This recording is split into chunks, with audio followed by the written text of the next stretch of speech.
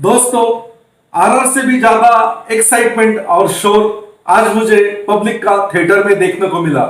और अभिनेता यश की एंट्री पर जैसे पब्लिक पगला गई थी, जैसा पब्लिक का रिस्पांस था, वो देखकर मुझे पता चला कि इस कन्नड़ हीरो का पूरे देश भर में इतना स्टारडम बढ़ा है कि बॉलीवुड के हीरो का उसके सामने तो कुछ भी स्टारडम नहीं है। तो अभी अभी मैंने देखी है मूवी केजीएफ चैप्टर 2 और इस वीडियो में मैं इसी मूवी का रिव्यू करूंगा, तो आप इस वीडियो पर अंत तक बने रहिए। दोस्तों, आपको याद होगा कि केजीएफ चैप्टर 1 में रॉकी ने विलन गरुड़ा को खत्म करने के साथ साथ केजीएफ में काम कर रहे लोगों के दिल में बसे उनके डर को खत्म किया था और यह चैप्टर पार्ट 1 खत्म हुआ था। दोस्तों, केजीएफ चैप्टर 2 की कहानी वहीं से शुरू होती है। पहले चैप्टर में ही अभिनेता यश का किरदार रॉकी अपनी मां से वादा करता है कि वो गरीबी में अपना दम नहीं तोड़ेगा।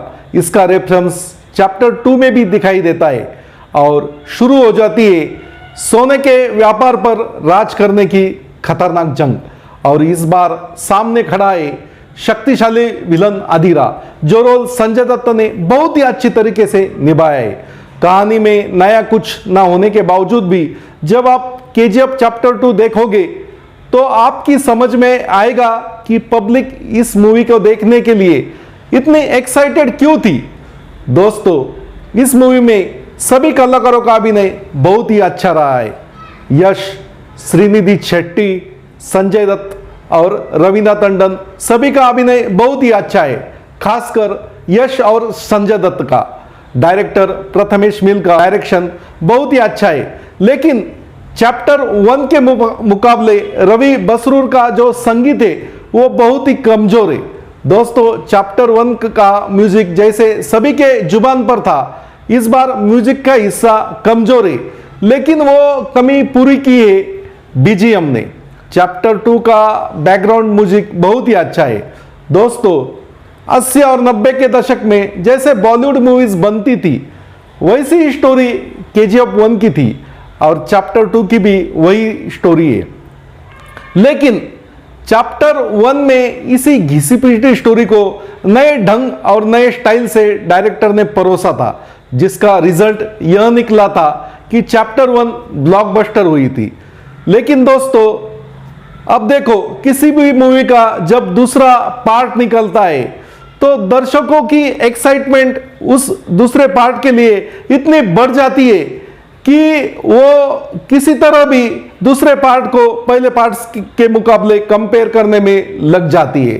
दोस्तों, केजीएफ चैप्टर 1 में जो कहानी को नया ट्रीटमेंट, नए ढंग से, नए स्टाइल से पेश किया था, वैसा ही फंडा चैप्टर 2 में डायरेक्टर ने यूज किया है। लेकिन दोस्तों, अगर वही फंडा चैप्टर 2 में यूज करना था तो दर्शकों तो कोई नया देखने को नहीं मिलेगा ना। वही फंडा यूज करके दर्शकों को वो रिपीटेशन हो जाता है। दोस्तों, अब मैं आपको एक एग्जांपल देता हूं। दोस्तों, जब भी हॉलीवुड की स्पाइडरमैन मूवीज आती है तो दूसरा जो पार्ट होता है वो पहले पार्ट से कई गुना बेहतरीन होता है और उसे सक्सेस भी उतना ही मिलता है। ठीक है, छोड़ो स्पाइडरमैन का, छोड़ो आप। लेकिन अभी एसएस राजामौली साहब ने बाहुबली बिगिनिंग के बाद बाहुबली 2 बनाई थी। तो दोस्तों, बाहुबली बिगिनिंग के बाद उन्होंने जब बाहुबली 2 बनाई तो उस बाहुबली में 2 में बहुत बातें ऐसी थी कि जो पहले बाहुबली 1 में नहीं थी और दर्शकों को वो इतना बांध के रखा, इतना अच्छा लगा कि ये मूवी पहले बाहुबली पार्ट से भी चौगुना सक्सेस हुई थी। तो दोस्तों, इस बार केजीएफ चैप्टर 2 की ये कमजोर कड़ी है कि दर्शकों को इसमें केजीएफ 1 के मुकाबले कोई नया देखने को नहीं मिल रहा है। लेकिन दोस्तों, कुल मिलाकर मूवी तो अच्छी ही है, लेकिन इसकी ओपनिंग पहले के केजीएफ 1 के जो हवा थी उसके सहारे ओपनिंग तो बहुत अच्छी हुई है, लेकिन कुछ नया न होने के कारण कुछ दिन बाद इसके कलेक्शन में गिरावट आ सकती है।